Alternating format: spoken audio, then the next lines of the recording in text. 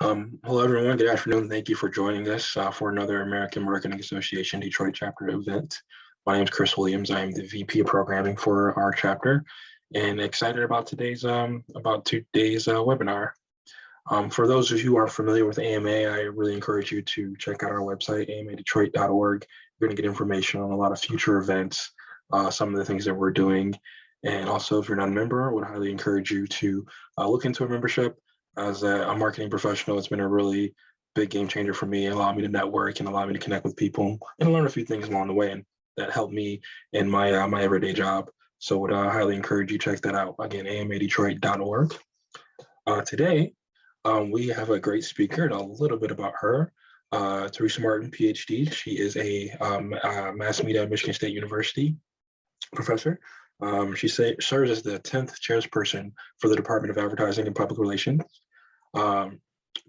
Teresa's primary research interests include media advocacy, as well as relationship tools, media coverage for health issues related to women and disadvantaged and/or vulnerable population, as well as especially in regards to individuals residing in struggling urban communities in developing countries, and a long, long list of other things. I know she has a full presentation, so Teresa, I hope it's okay. I'm gonna cut it short just a little bit, but I wanted to introduce you and let you get rolling. So without further ado, the floor is yours. Thank you very much, Chris. I really appreciate it. First, again, I want to thank Christina and Chris for reaching out, and I look forward today to spending time with you all, and I hope this is the beginning of a further conversation. So just to get started here, let me share my screen. And can you see the screen? Yep, I can see it. Okay, so I want us to start out by thinking about, I want you to think about a couple of questions as we go through. So questions to ponder throughout our time today as well as beyond. So how would you explain conscious or unconscious marketing to a fifth grader? So think about that if a fifth grader saddled up to you and said, hey, what is conscious marketing? What's unconscious marketing? And then also thinking about what we're going to spend the time talking about today, what would this look like for you as a chief marketing officer and your team? So in other words, how would you go about educating your team about the things that we'll talk about today? So let's move on in to the presentation. It's really, the overall title is How Bias Affects Your Marketing, the Basics. A focus on the individual marketing professional. And the reason I want us to focus on the individual is, like all things in life, it all begins with knowing yourself, right? So that's the perspective that I'm taking today. What I'll go over really briefly so that we can actually have more of a conversation, have some questions and answers. I will go over just the basics. And of course, if you think about that, culture is really, whether that's our personal culture, our organizational culture, that's really important. And then the linkages, how does that all work when you start thinking about diversity, equity, inclusion, and then intentional integration? Is that important? How does that make a difference? And then the tools. So I'll talk about some tools that you can do as an organization, the intercultural development inventory, artificial intelligence. But as you guys all know, that if you set up software to help you with this, it's only as good, right, as the information that you put in. And so we need to be very aware of that.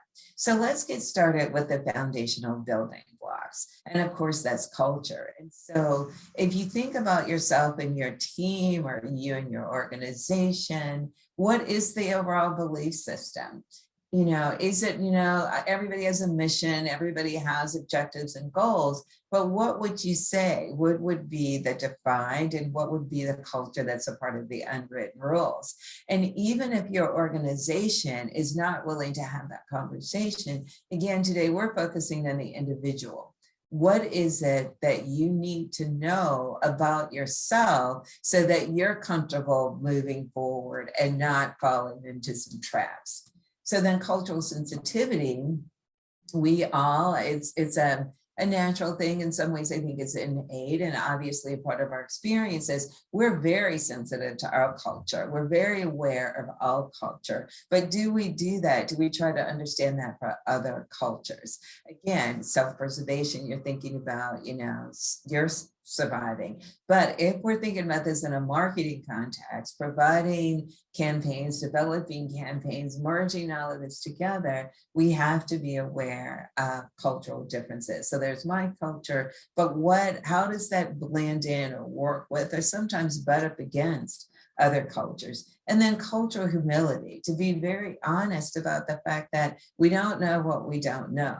And I think most people in marketing, public relations, and advertising are curious just by nature, right? But all people aren't. So how do we accommodate for that? And how do we help in our marketing, help folks actually learn to love, to be lifelong learners in many ways, just for the sake of learning, but also so that we can all get along better. So to me personally, one of the best gifts, if not the best gift, you can give someone is to truly listen to them. Very easy said, not easy to do it at all, as I'm sure you know, whether it's someone that you care about personally, whether you're listening to someone to try to decipher what's the best way to approach them. It's still, for most people, a learned behavior. And of course, as marketing professionals, public relations and advertising professionals, that's a skill set that we have to have. So one of the things, if you think about, not only getting to know yourself, but getting to know your team, what we want to do, what I try to get my students to do is to live in that stretch zone so that we're all learning something, whether that's learning from something that I'm presenting, that we're learning from one another, or looking at, the greater landscape, trying to see in that holistic view, how can we move past the comfort zone, live in the stretch zone, and how do we help one another pull each other out so that we don't get in the panic zone. But in order to make this work, in order to know yourself, in order to know your publics, you really do want to live in that stretch zone as much as possible. And so again, this whole concept of being vulnerable. One of the things that's really interesting, all of us living in this individualistic culture, we are taught that if we're vulnerable, that makes us weak and people can take advantage of us. And that actually does happen on occasion, right? But really and truly, vulnerability is where you begin to truly experience others and truly begin to live yourself. I think many of you, if not all of you, have heard Brene Brown, and I have the link to her TED Talk on the final slide. But again, whether you're trying to get to know yourself, trying to make bias or take bias out of your team, these are some of the things that you should really think of. But we also need to think about our intersectionality, right? So if you look at this power, this wheel of power and privilege, and you can actually see the layers. So if we take one that's on the top, citizenship. So someone that's a citizen, and even within someone being a citizen, people are going to have very different experiences, right? But whether someone's a citizen, documented or undocumented, is going to have an impact on the experience that they have. So anytime, whether you're trying to listen to someone, trying to understand someone's culture, it gets all mixed up with where you are on this wheel, which is another reason why it's so incredibly important that we learn to listen, and we think of that as giving someone a great gift. Of course, like all things, if people aren't willing to do that with you, you can't spend a lot of time. It actually will be wasted time if someone's not willing to meet you there, and others aren't engaging in the same process. But if you can make this a collective effort to do that, it would be really great. So just really quickly to give you a sense of how I'm defining some of these terms. So diversity, if you think about the intersectionality, and so wherever you saw yourself when you looked at this wheel, you can see the complexity of it. And so that's the who, right? But each of us have a different who. Equity is the specifics, right? Nobody is ever really just what you see and the image that you create. This is one of the most difficult things for my students to understand, that there is a difference between equality and equity. And so if you think about this in the context of your team, what is what does equity mean for each of those individuals? And what support is the team willing to give? Or is there an unwritten rule that if you don't come ready to hit the ground running, that you're really not a part of it, that you're really willing just to bring someone into the team if they integrate easily, which actually, as you all know, which is why we do have a lot less diversity than you would imagine, even just diversity site, even though obviously we know diversity is so much more layered and much more complex than that.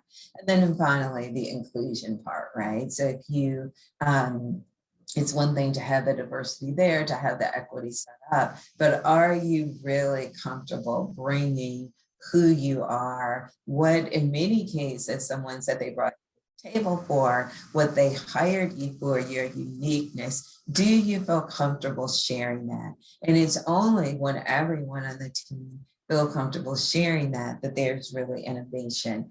This is a graphic from a long ago, I would imagine, it's a marketing study, was done probably in the 80s, maybe actually late 70s, but I still find it very, very applicable. And so if you think about each person on this call, right, if we came together in a room, we're sitting around the table, it's only if we feel comfortable bringing our differences to the table, what we uniquely add to that group, that you're going to have innovation.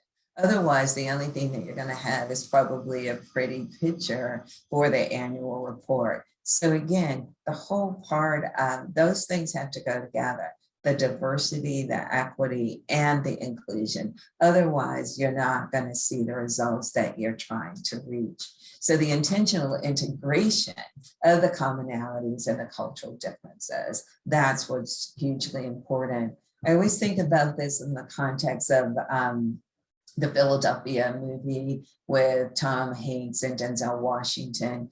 And there was a young paralegal on the stand, and they had in an annual review, they had said something about her earrings, that she shouldn't wear them anymore because they didn't fit into the culture, in American culture. And she had them on, and somebody asked a question or whatever, and she said they are a part of their culture. They're a part of the African American culture. And they were just earrings, they were basic earrings, but that gives you a sense of like why it's important to look through someone else's lens, especially if you truly are trying to have everybody feel where they need to be and to feel comfortable bringing to the table what they uniquely bring. So I want to read this slide. I do a lot with sustained dialogue, and I honestly believe that sustained dialogue is really important. I'm working on we're going to do a visual storytelling study abroad in Kenya this summer with a number of students, and sustained dialogue will be a part of the process. And even though you can see this, I want to read it because I'll place some emphasis on some words, and you can see some of the things I've already been talking about. Those of you who may know sustained dialogue and Hal Saunders, this came out of public policy. Dialogue is a process of genuine interaction through which human beings learn. Let me start over. Dialogue is a process of genuine interaction through which human beings listen to each other deeply enough to be changed by what they learn. Each makes a serious effort to take others' concerns in their own picture, even when disagreements persist. So I may not agree with you. My experience may be different, but I'm going to do everything that I can to look through your lens to see it your way. No participant gives up their identity. That's critically important. This isn't about you becoming you, but each recognizes enough of the other's value human claims so that they will act differently toward the other. So it's really just having the general respect, right? And so if you think about this in the context of race and gender, when I'm teaching health communications to my students, I like to begin with. I mean, I think it's very important to talk about gender. It's very important to talk about race, but to create comfort in the classroom to begin with, I say to them, look, I'm an older African-American woman of a certain age. You all are much younger. It said, if you are going to develop a health campaign that you want me to comply with, you're going to have to know what it's like to look through my lens. You're going to have to know what it's like to embody me. That has nothing to do with your thinking the way I do or having the experiences that I've had, but it's your responsibility as a marketer, your responsibility as a public relations professional, as an advertiser to understand me. Otherwise, you're not going to be able to do your job because I'm not going to comply. So similarly, if you think about this in the context of a team that may not be getting along well, again, I don't want you to see my lens. In other words, I'm saying I don't want you to make the decisions that I make, but I do want you to understand where I'm coming from. And I personally believe that as marketers, as advertising and public relations professionals, it's our responsibility to do that for our audiences to know. So going back to building, why do I want sustained dialogue? Why do I want the students in my class to click to get to know each other? Why do you want this in your groups? Your teams. There's two reasons for this. When I'm practicing sustained dialogue, I want to build relationships in the room. Why do I want to build relationships in the room? It is only when you build relationships in the room, and I'm thinking of relationships as trust, depending on people knowing where people are coming from, that's when you can address issues. I'm usually talking about this in the context of some sort of a community issue, but it could be a product, it could be anything. Do you honestly know the groups that you're creating this campaign for? Do you have someone that's truly representative of that group over time on your team? So in other words, basically what's practicing sustained dialogue is going to do is to help us to be more productive, to help us to be more thorough and more efficient, right? So some of the rules of engagement that I use when we are working in sustained dialogue, and also these documents I'll share with you all. I have a file that I can send to both Christina and Chris for y'all. 3 C's of communication, 4 elements of empathy, strategy for apologizing, and how to disagree in dialogue. Obviously, none of this is easy, right? Even if you think about how your best friends became your best friends, it's because you've experienced things together. And we say to my nieces and nephews, my siblings and I, we get closer as we get older because we have that shared experience, right?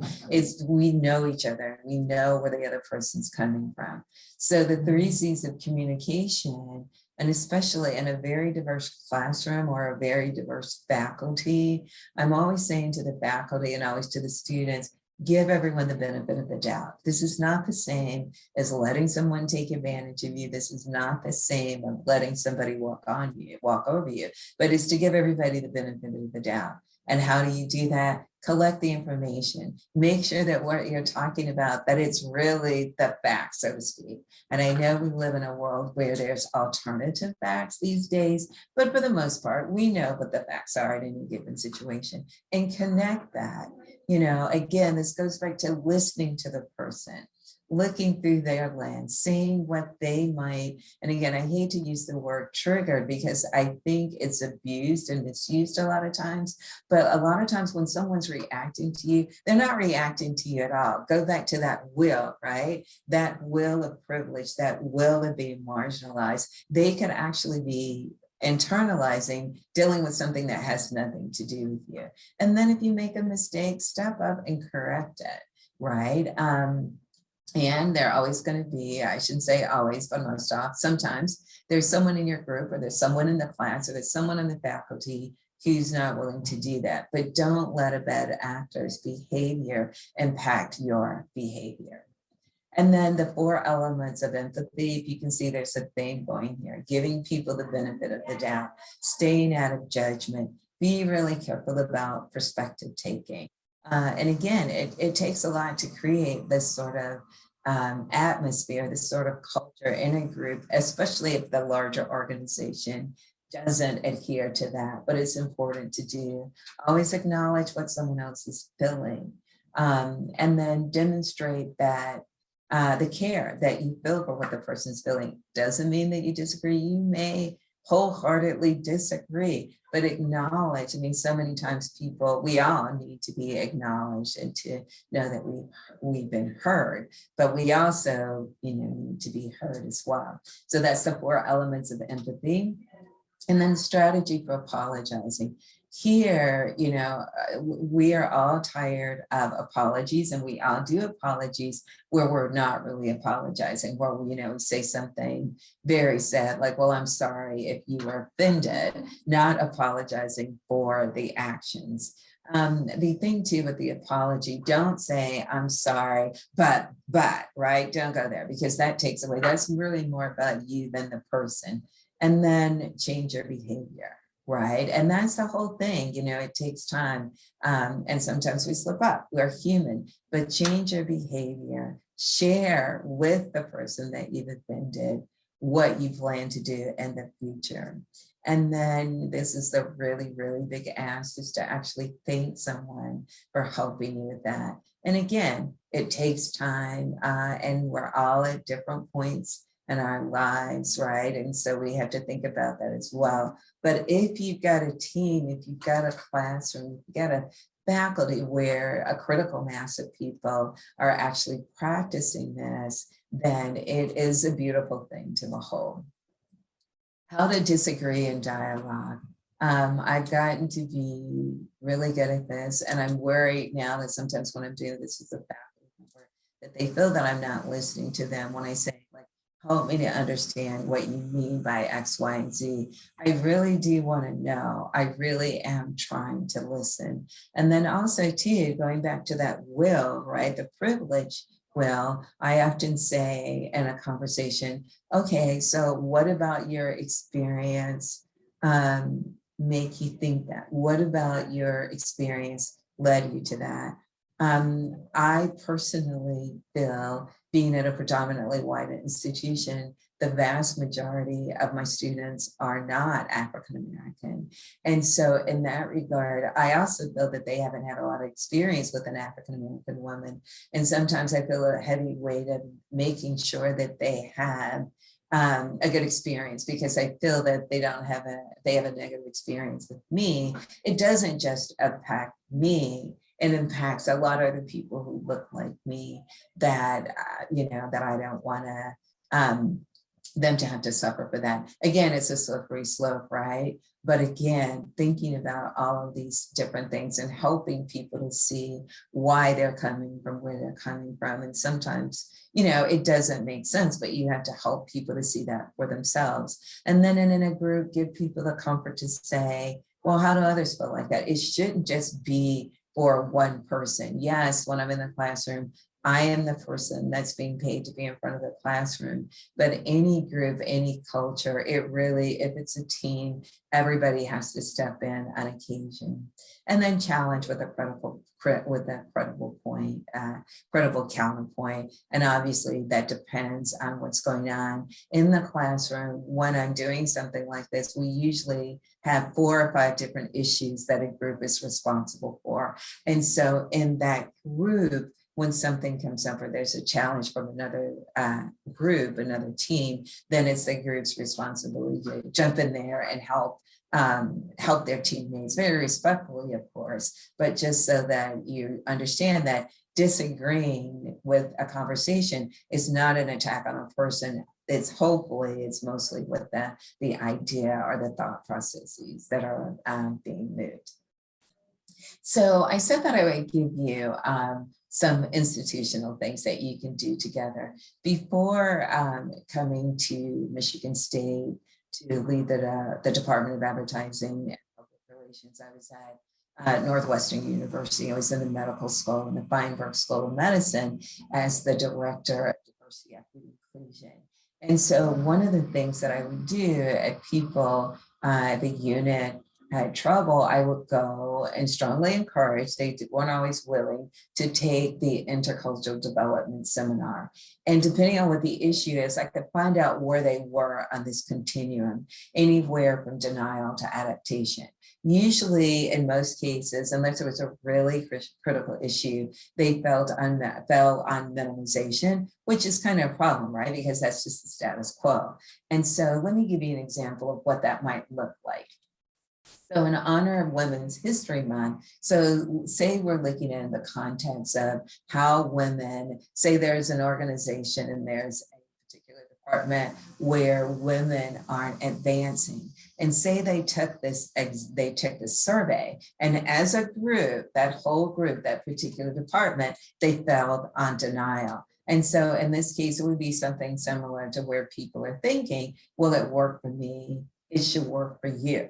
Right. And so again, you can see how that type of environment, especially in medicine, right, is problematic because, you know, people want to be able to have families, people want to be able to make an adjustment. So you go from low to high, which is adaptation. And so how can we change this culture? How can we change this environment? How can we change the policies and processes so that they work for a wider range of people?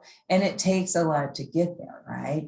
Because again, depending on where people are, the people that are in that low category, the status quo benefits them, right? So that's where they're comfortable staying. Usually they've been there longer. Usually they're more powerful. So again, as you can see, in this, it's very, very important that there's buy-in for this, that the team has decided, okay, we're going to go there. We're going to try to work on this. Last week, or maybe it was week before last, was that day where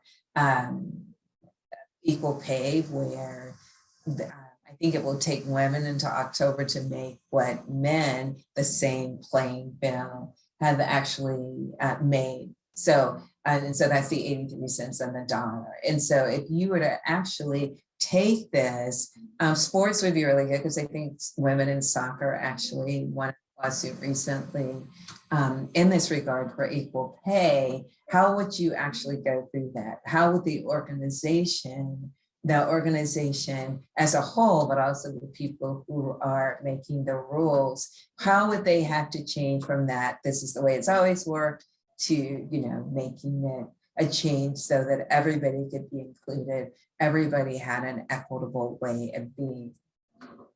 Of course, artificial intelligence can be used in this way too. So for example, maybe most of the organizations that you work for now, when you're looking for an employee or whatever, you place all of this information into software and it helps. I place this here simply for you to understand, as I know that you do, that the outcome is only as good as inputs. I've been looking at this a lot lately in the context of medicine. If you think about individualized medicine now, but minoritized populations are less likely to get that.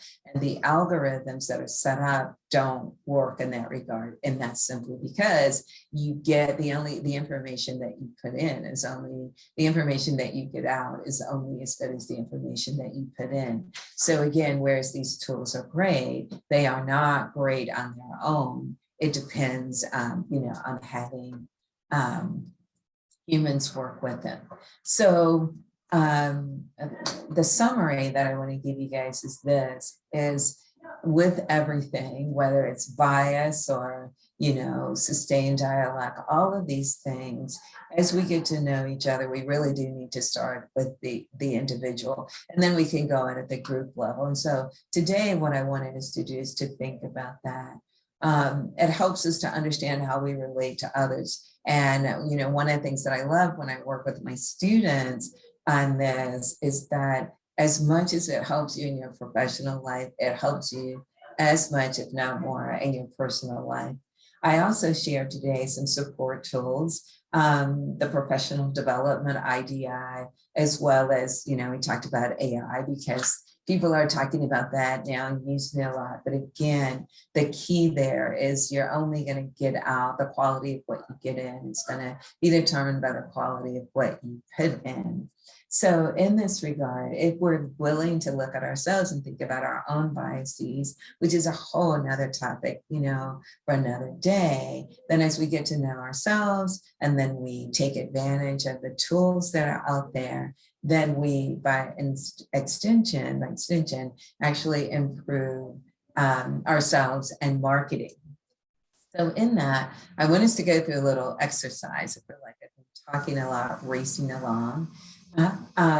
So think about like some of the points that we talked about, like people bringing to the table what, you know, what you want them to bring to the table, the uniqueness and whatever.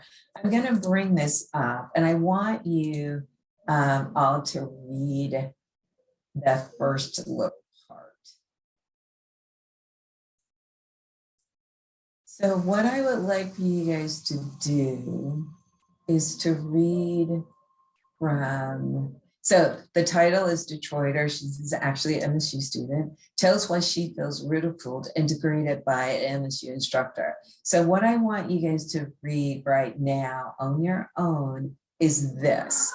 And if somebody can give me like a heads up or whatever, I'll wait. Like, I mean, I know it won't take you 2 minutes to read, but I want you to read this. And at 12:35, 36, I'll like want to have you all to put in the chat, like what you would do in this situation, what you would advise this young woman, what you advise Chandra.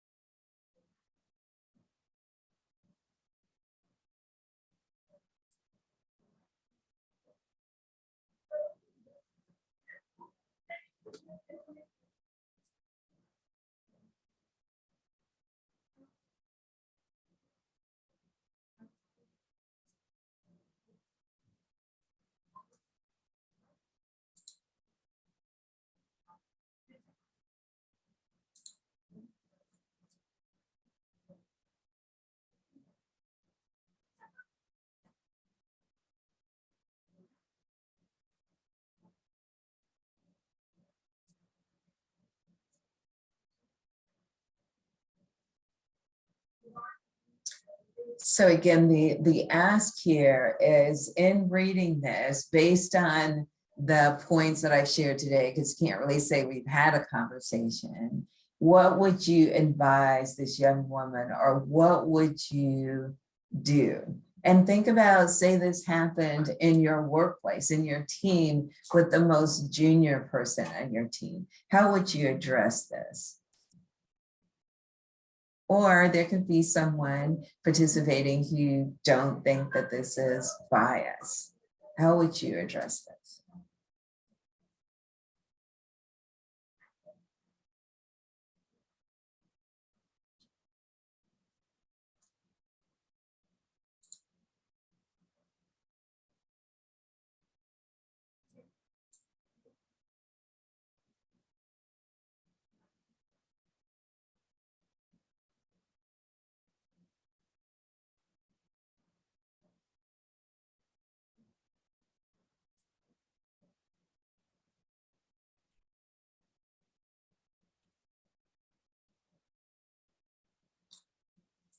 Yes, so somebody said, let me give you a little more. I didn't even think about what was in Chandra's bio. Let me give you this. Let me add another layer to it.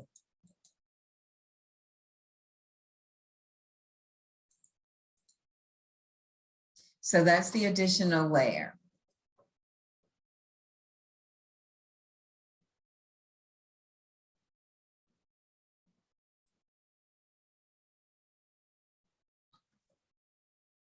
Now, as you're thinking about this, and I hope there's some questions and things in the chat so that we can talk about this, I want to tell you that both Chandra and Linda are absolutely amazing people, right?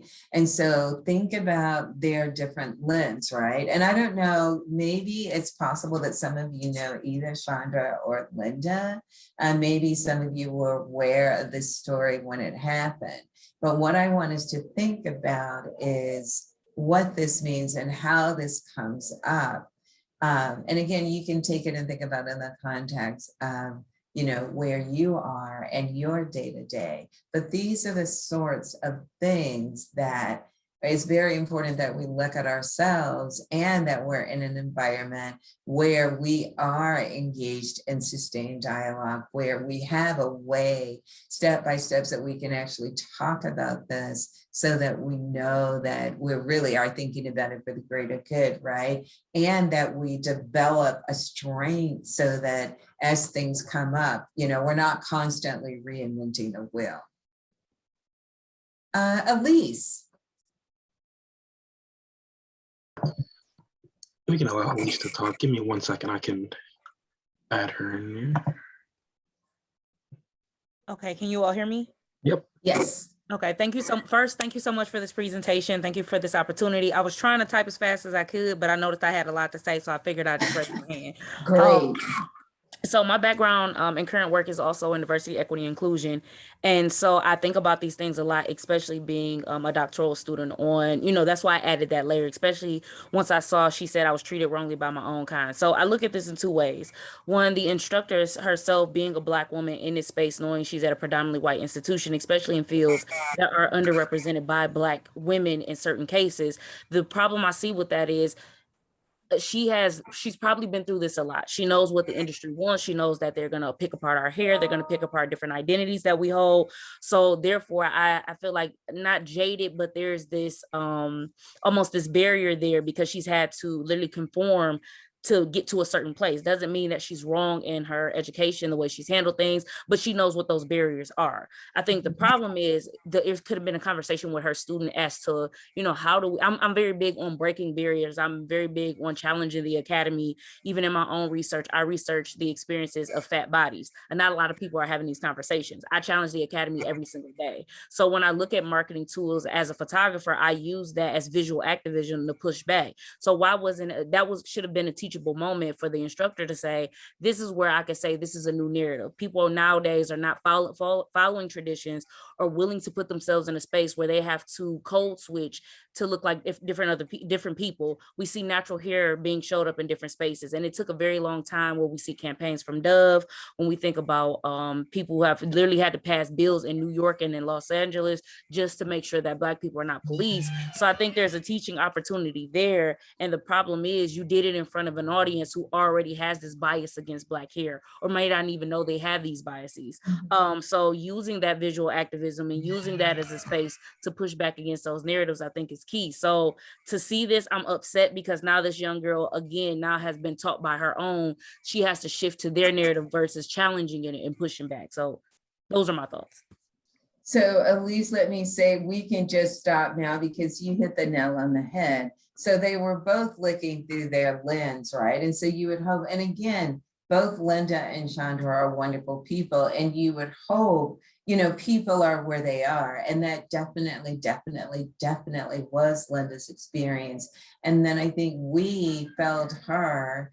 So she's in journalism. We're right next door, advertising and public relations, that we hadn't hoped her to see exactly what you said, what that bridge is. And I can tell you right now, what's really amazing is that Linda, since then, she wears natural hair. So the learning moment is there, but because Chandra didn't feel in that space, because I don't know that Linda could have heard her in that space, right? Which is why she went to the bathroom and cried and then had this story published.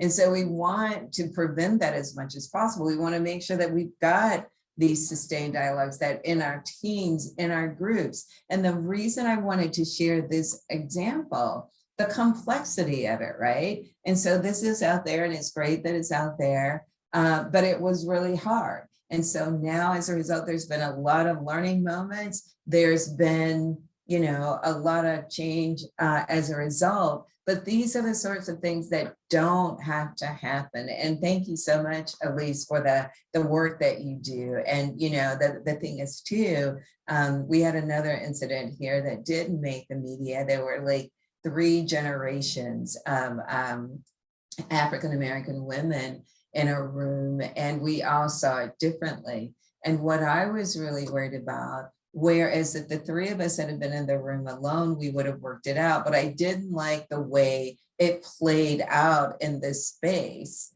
where, so it's just and again, it's a layered, complex thing, and it's important that we talk about it and have these conversations so that, so I would think that maybe somebody will run into a situation like this at somewhere in the future, not this exact same situation, but will understand the continuum and the responsibility that we have, those of us who have been around a while, whatever that means, to make sure that that continuum works, that no matter where people are on that continuum, that they are heard, and that we, not only do we help them to grow, but that we're willing to grow, that we're willing to see, that nobody can be all things to all people.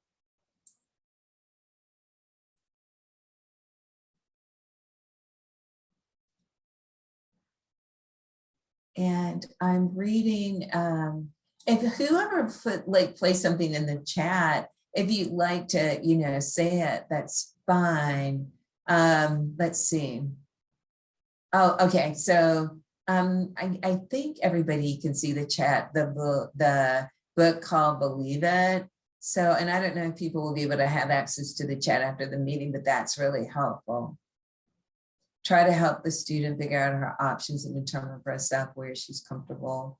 Validate her feelings. Yeah. And the other thing too, again, Linda's not in my area, not that it would make a difference or whatever. That's what I meant about saying that we have to make sure, so Linda, as a minoritized doctoral student, is one of the few doctoral students, right, that's at a predominantly white institution. And so again, looking through her lens, she's looking at her experience, right? But she's also immersed in this institution. And so that's what I mean about the layered complexity of it. And that if we're constantly having these conversations, then, we can work through it and make sure that enough people hear it and that we are on the same page and that we help people be at a place that's helpful for everyone. Live and lead through the lens of their, oh yeah. Yeah, we always live through our lived experiences, right? And that's why it's so important that we're constantly talking with one another. Because, one of the things, if you think of me, when I was talking about the three women in that room, I was the oldest person. And my life experience growing up in the segregated South was very different than the others, right? And so what we would do better if we were in a room together, it was just the three of us, I could have said those things, but playing out in an audience in front of folks who don't understand or don't know, that what was going on was a generational difference. It wasn't a racial thing at all, per se. So, but yeah, because of the way people look, that's the lens that's placed on it. So you've got to think about the complexity of going back to that will, right? That where we all as individuals fit on that will, but we don't think of one another as being complex like that across the board. Non-race issues for white to white women too. Yeah. I mean, it's not just one group or whatever. And that's the thing, right? None of this is isolated to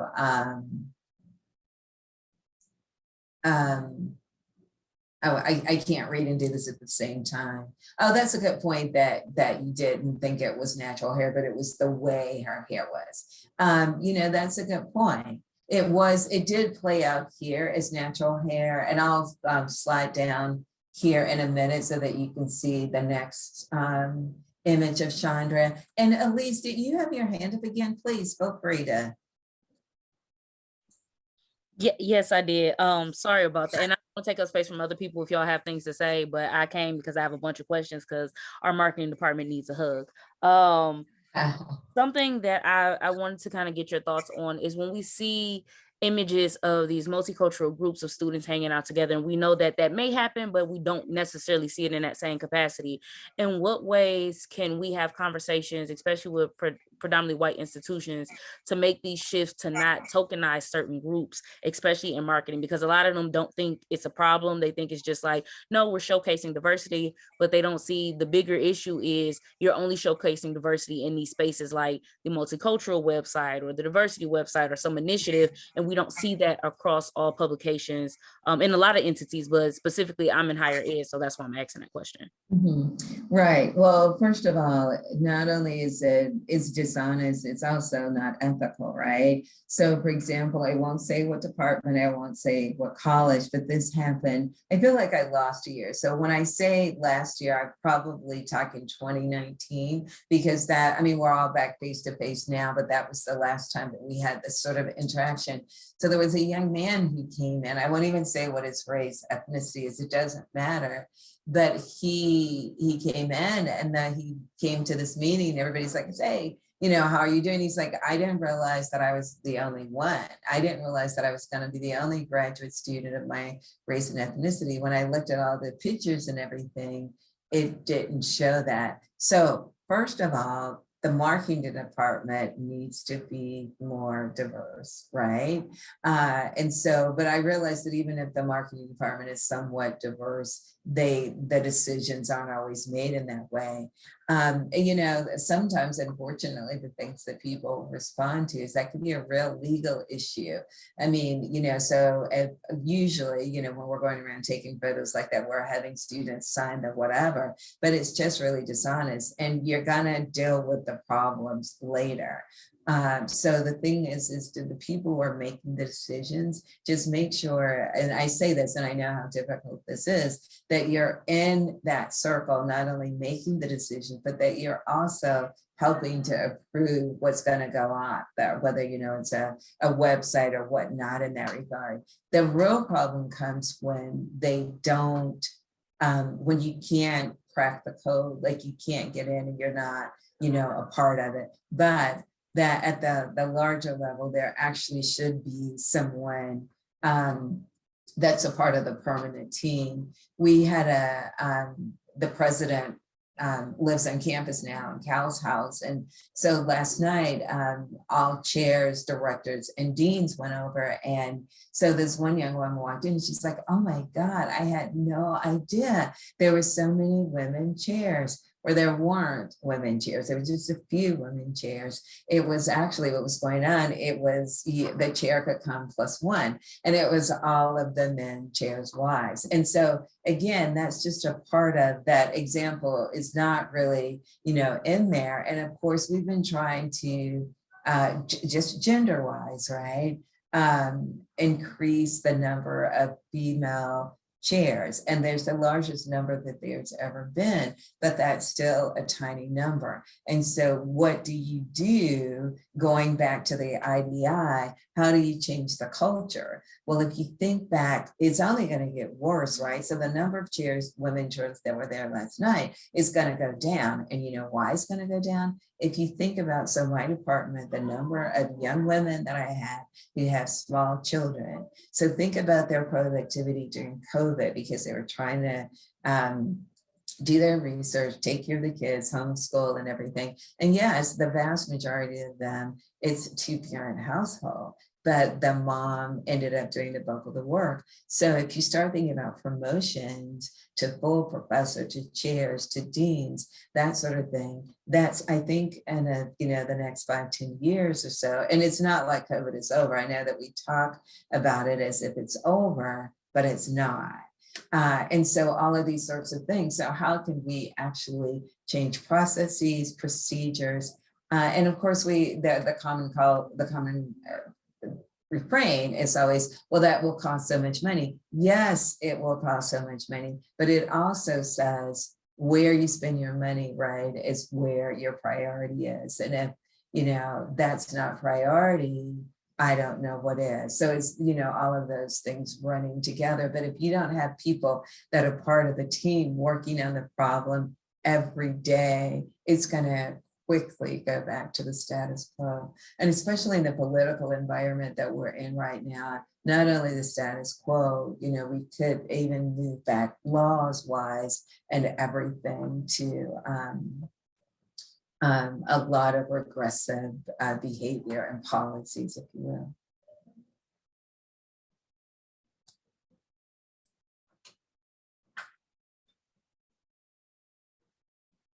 Anything else? I know that we've got a few minutes left, but yeah, I don't want to make this clearly. This isn't a race thing, but I think people think about that in that context a lot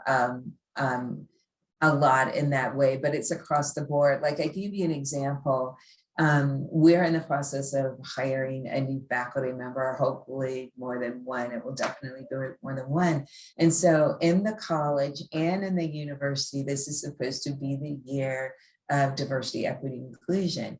And my thing is, it can't be the year of diversity, equity, inclusion if we don't make some true decisions. And so one of those things is, and I hope this happens, so you guys keep watching for this, that we actually have a center of diversity, equity, inclusion. And if we have a center for diversity, equity, inclusion, in my mind, it's got to be holistically very diverse, right? So much so that one of the people that we interviewed, all of his research is white nationalism. And he's one of the few people in the country that actually does surveys with the actual people. And so in that regard, if you look at diversity, equity, inclusion holistically, so everybody that would be in the center, they would do the research that they do, but with a DEI lens, right? And so then say maybe every third year or whatnot, then we would send out these reports and we would track what's going on. We could do research in this area. Going back to Lisa's point, we would see, okay, how, like, especially if you're thinking about Michigan institutions, what is the diversity? And one of the big things for me, diversity is socioeconomic status. Can not even the average everyday student, can people in general get a higher education degree these days, right? So it's all of those things, and it's got to be broadly speaking, because what we don't want DE&I to be is to swing a pendulum so that there's just quote unquote another group in charge. And it's that we've got to get to the point where we're all focusing on it together at the same time, genuinely. And I know that some people may think that's Pollyanna, but I really do believe in the ripple effect, and that if we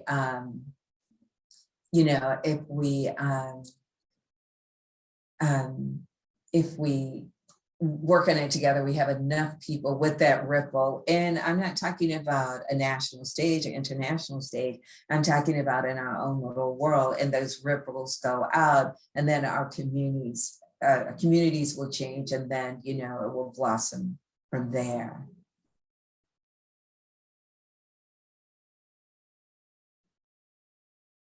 And there was let me see. Anything else, everyone? You can see that I don't really believe in multitasking. I don't think people can multitask well on a lot of different things, but there's research that says I'm wrong. Teresa, do you want to answer that question that just popped up? You can just, you don't have to type it. You can speak it if you want. Okay. So yeah. So do you think having monthly training? Yeah, I do think that's the case. That so for example, if you have monthly training, have a topic, but the thing is, ideally what you'll do, and this is tricky, with sustained dialogue, you usually have two people in front of the room, two people who sees things through a different lens. So let me see, to a month on women. So if you had a man and a woman, or, in that way, so that you've got the different perspectives, but everybody is really, truly there trying to listen. And then, some of these tools to, like, wait a second, that everybody's trying to work through the tools. What is it like to disagree respectfully? What is it like, to truly listen? I would start out with one on, and this doesn't have to be a team, it doesn't have to be two people. How do you actually listen? And I'll tell you what the thing that I do in a case like this, that I start, and let me stop sharing my screen so that we can actually, what I do is I ask everybody to bring 3 physical objects, that help people to understand them better, right? And this is all giving people the benefit of the doubt. So if you have those 3 things, and then you get to introduce yourself through your lens. And when the conversation gets tense, as it can sometimes, you think back to what made this person who they are. And if I had time, I could give you some examples of just how powerful that is, but you get to know people through their lens and you know something about them. And so you typically do go back and think back to that. But the key there is, you know, in having these monthly meetings, that all of the people who are participating, and I wouldn't force it on people, but the people who are participating, that they're modeling this behavior, right? They're modeling this behavior throughout the organization, and then hopefully it will take hold. But what you don't want to do, and this is easier said than done, it's a lot easier. It's been a lot easier for me the older I've gotten, that you don't want to let other people's behavior cause you to spiral down. And there's a fine line, right, between thinking somebody's taking advantage of you in that way. But you want to be, you really want to be the person, you want to reflect, you want it reflected in you, the person or the world as you want it to be. Looks like we have another question in the chat here. Give me 1 second.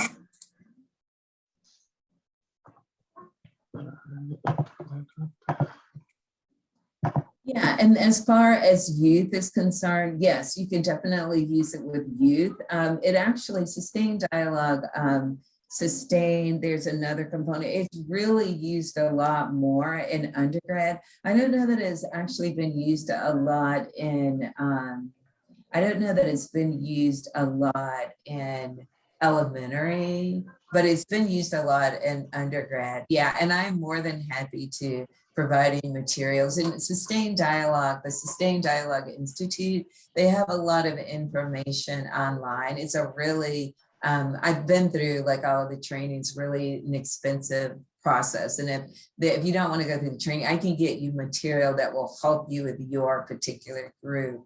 But yeah, you can use it for any audience, for any type of topic.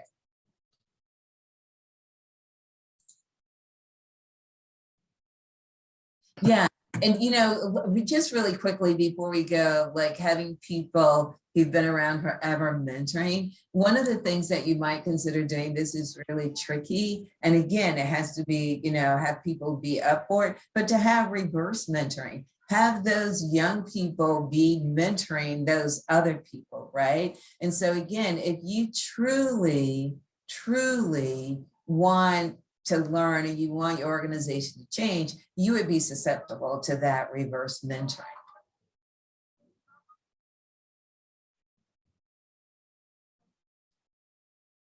And I think, let me put my email just in case anybody wants to reach out. I think it's on the materials, but let me put it in the chat here.